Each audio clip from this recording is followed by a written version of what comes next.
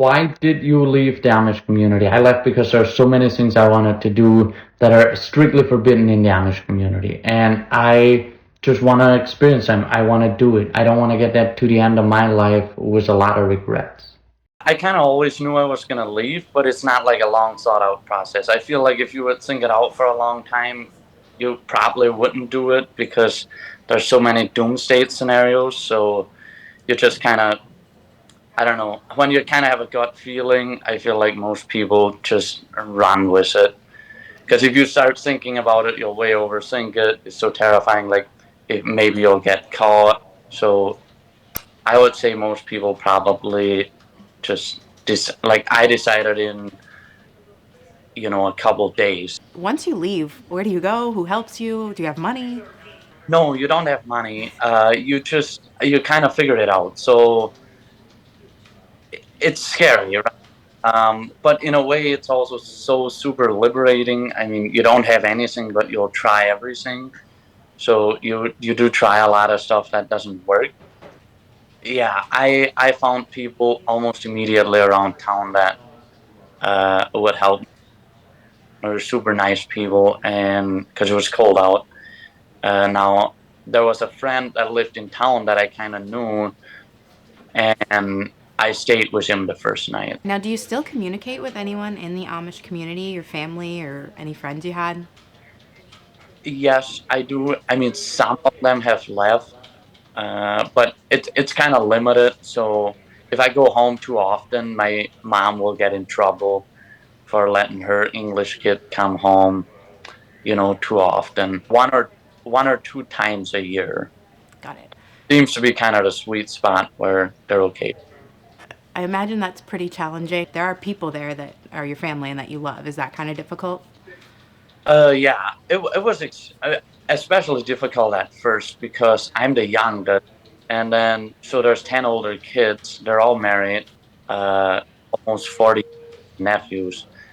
So that was how I was close to a lot of the nieces and nephews, being the youngest, and my oldest sisters had kids there. So like Christmas, Thanksgiving, those kind of things were hard.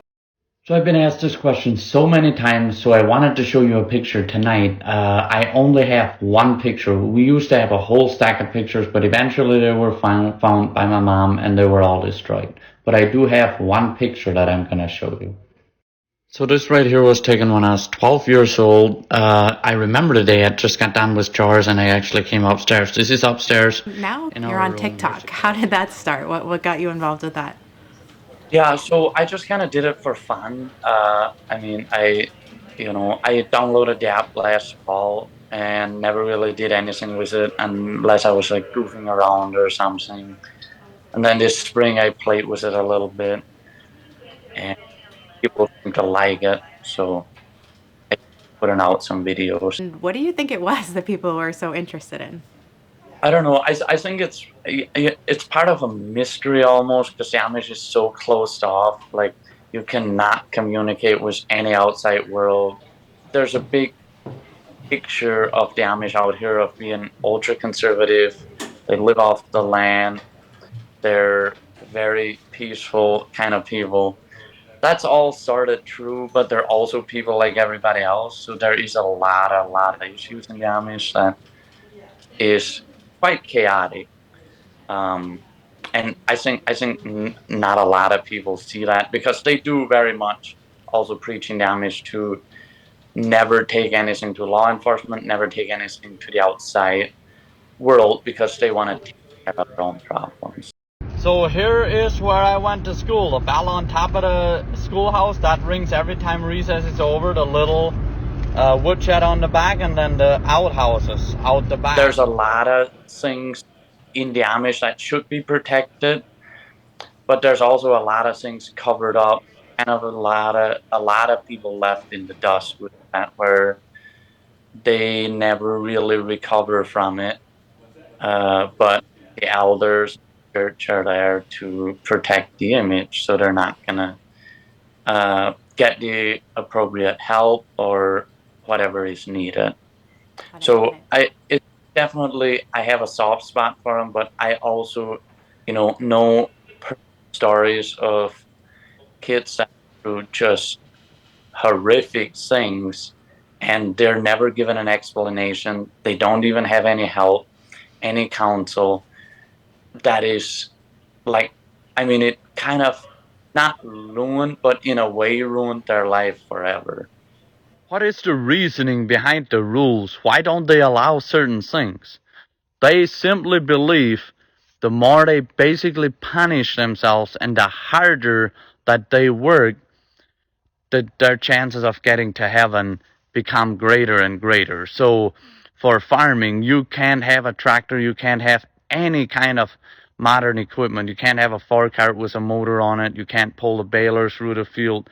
All this just weird rules, because that would be way too easy. If you would pull the Do you think that you might be helping someone going through that who are scared to either leave or who have left and are in the Yeah, same yeah. situation? I've helped people leave, even before TikTok. I always help if somebody reaches out, because the thing is they're so private, they're so shy, and they will just barely talk. How old were you when you left, and how did you do it? I was 17 years old when I ran away. And how I did it, it was in the middle of the night. Now it was cold. It was January 8, 2014. It was cold at night. But I sneaked out of the house very quietly in the middle of the night where nobody found out that I left. Now, I'm assuming the way they found out was the next morning when they woke the kids, they realized I was missing, but I really don't know because I never asked them. A lot of your videos are answering the questions that you get in the comments. What are the most common ones that people want to know? What are they curious about? Probably the shunning. I think that's something that people are most curious about, is like how the shunning happen. Some of the just the weird rules that they have, like how wide your hat brim can be, what kind of shirt you can wear, buttons shirt, no buttons on the shirt, because men are actually allowed to have buttons. Women are not. Women have to use all the straight pins. So I don't know. I guess people find that interesting. Can somebody please help me with this? I know cars are like a Honda or a Toyota model, but I'm wondering, being I was Amish, am I a different model than all you English people? Please help me answer the question. Is this fun for you? I mean, it's just a little side project kind of thing. How much enjoyment do you get out of it? I get a lot of enjoyment out of it. I enjoy it. I have fun for sure. Like I said, it's a lot of just for fun, for my job or anything like that. I enjoy it for sure.